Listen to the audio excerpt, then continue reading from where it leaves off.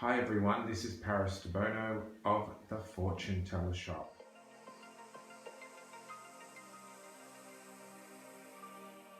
How are you all? I'm going to do a bit of a question answer kind of video. So if you have any questions about tarot, your tarot learning, your tarot journey, any questions you might want to ask me, feel free to ask. This is going to be a question and answer type of video, and yeah, we'll just see how it goes. I'll give you a little bit of background about myself in case you don't know me. I have been a professional fortune teller since 1990, and I specialize in tarot, of course, astrology, palmistry, Lenormand cards, and gypsy cards as well.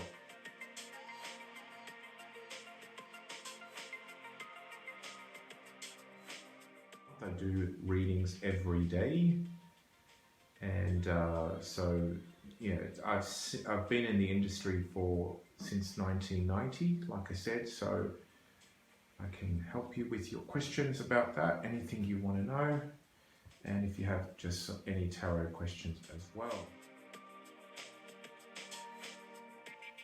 Yes, so 1990. So how I began this career was more out of interest for the tarot.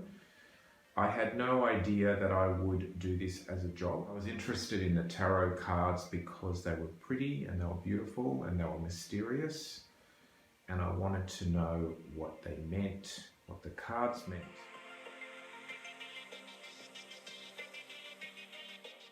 There was no idea that this could even be a career. You know, I never thought this was even a real job or a real career. So there was no pre-planned, plan. I just wanted to learn what the cards meant, and eventually I learned each of the cards. I went to a tarot school. I met a woman who was a tarot reader, and I asked her if she would teach me the cards, and she said that she was doing a class once a week, so that was good. She was starting a class on Wednesday, and I met her on a Sunday, and she gave me her phone number and her address, and she said, if you want to come to class, it starts at 6 o'clock, be there. And what happened was she was actually busy with a client, so she didn't have much time to talk to me about it. She just basically said, she's gonna be teaching tarot. Here's my phone number, here's my address, and turn up at 6 o'clock. And this was the days before mobile phones. So she gave me a home phone number and her address. And this was before Google Maps. So I had to look up her address in a street directory book. Well, the young people don't even know what that is. It's like a map. So I turned up at her. House at before 6 o'clock, and that's when my tarot journey began. So my teacher actually had 4 students in the first class that I joined. There was me and an older gentleman and 2 women, and they were all older than me. I was the youngest, and I remember one of the women really didn't want to learn the cards. I remember she kind of just wanted to have readings about her love life, so after a couple of weeks she dropped out, and I remember she was basically there to find out if this guy likes her or not. She was not interested in really putting the time and energy into learning the cards. So she dropped out after like 2 weeks. And the course was a 6-week course. So it was about 2 hours, maybe 2.5, 3 hours, sometimes 3 hours a week. And the second lady dropped out after about four 4 weeks, after 4 lessons, because she said she just couldn't remember the cards very well. She said she didn't have a good memory and she sort of lost interest. And the other guy, the older guy, dropped out of the class after about 5 lessons or 5 weeks. And I was the only one left. So in a way it was sad because I was the last one and kind of a bit lonely, but in a way it was good because my teacher could focus totally on me. So I was kind of like, in a way I was lucky because she dedicated all her time and energy to me. After I studied with her, after I studied the course with her, I finished it, and then she said that I should do this as a part-time thing because she said I was good at it. And that's how it all began. So I started working with my teacher. After several months, you know, I was quite shy, so I didn't want to be seen in public doing readings. So I avoided, you know, she used to invite me to work with her she used to have a stall at a market. And she would invite me to go and, you know, read alongside her. I would have my own table and my own chairs and clients. And I kept avoiding going. I kept saying, no, you know, I don't want to go. I don't want to be in public.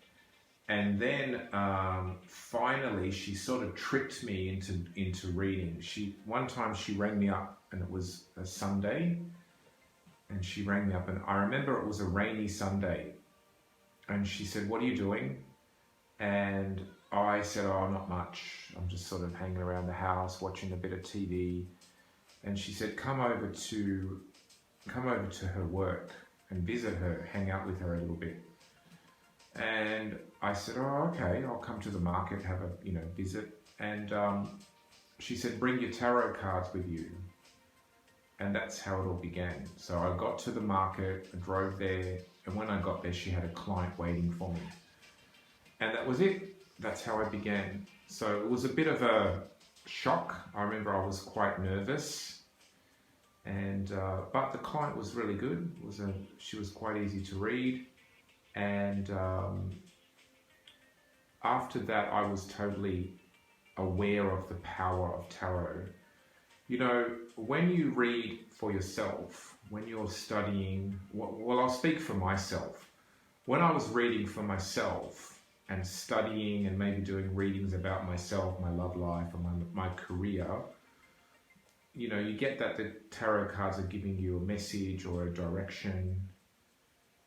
Some things are, you know, very clear when you're a student, a beginner, and then some things are very confusing. You know, I'm not sure what the cards are saying. And sometimes you do, you know, too many readings because you're eager. And then what happened was I really saw the power of tarot when I did my first paid client who was a stranger to me, because I actually helped this woman make a decision. And I remember this woman came to the first client I had. I remember looking at her tarot cards and there was 2 kings in her cards. And she was asking about love. And I remember saying to her, "You have one king and he's a money king." So it would have been the King of Pentacles.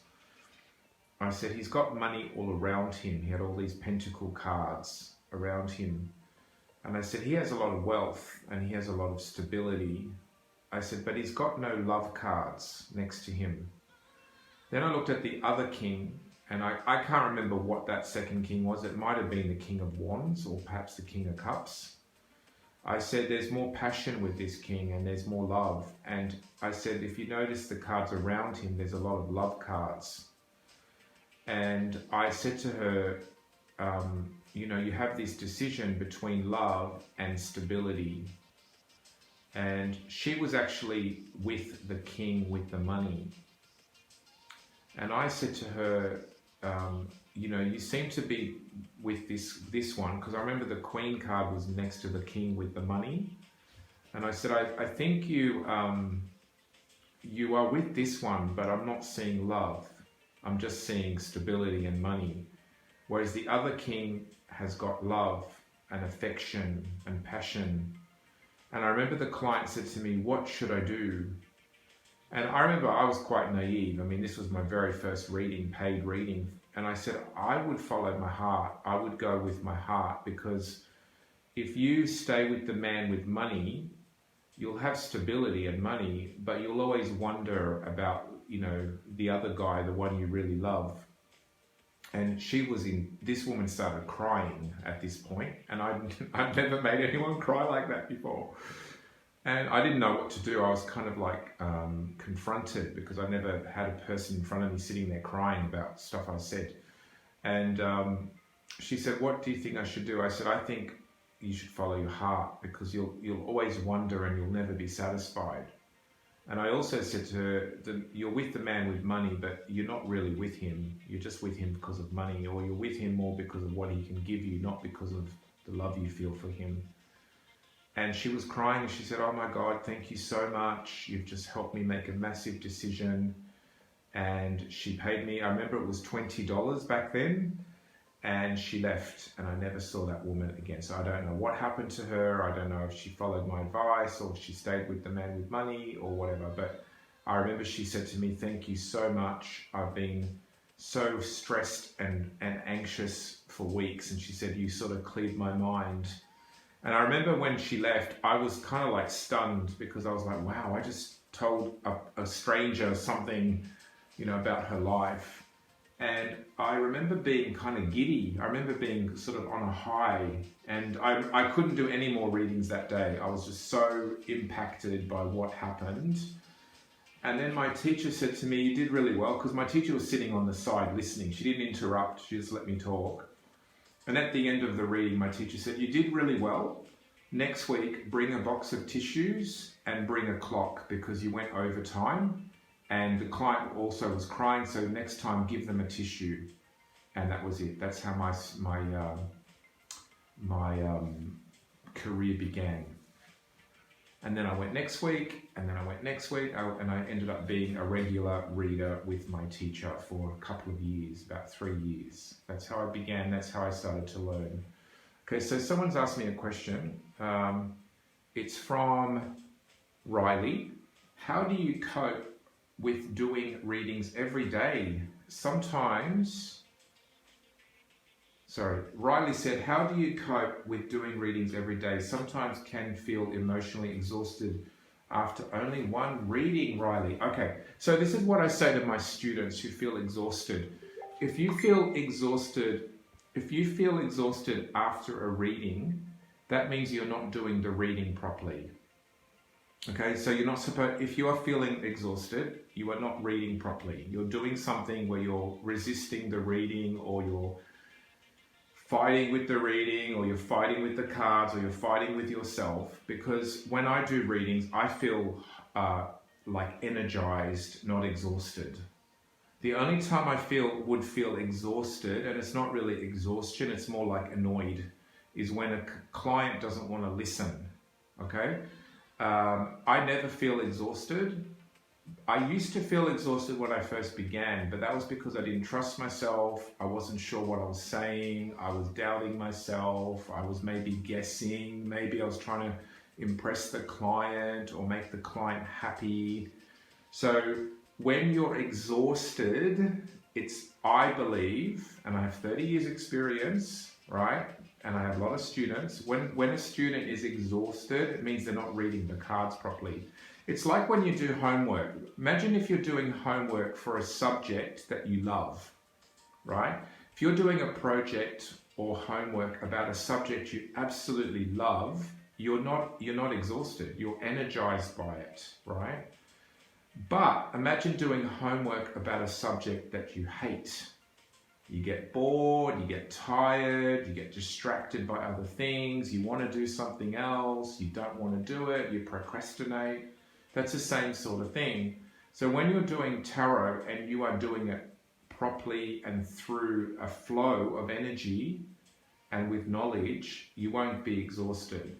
But when you're doing it like you're fighting with the cards, you're not really sure what they're saying, you're trying to get it right or whatever, that's when you feel exhausted, okay? All right, I'm gonna leave this video here because I actually have a client who wants to talk to me. So I'll come back and I'll do some more questions and answers. Okay?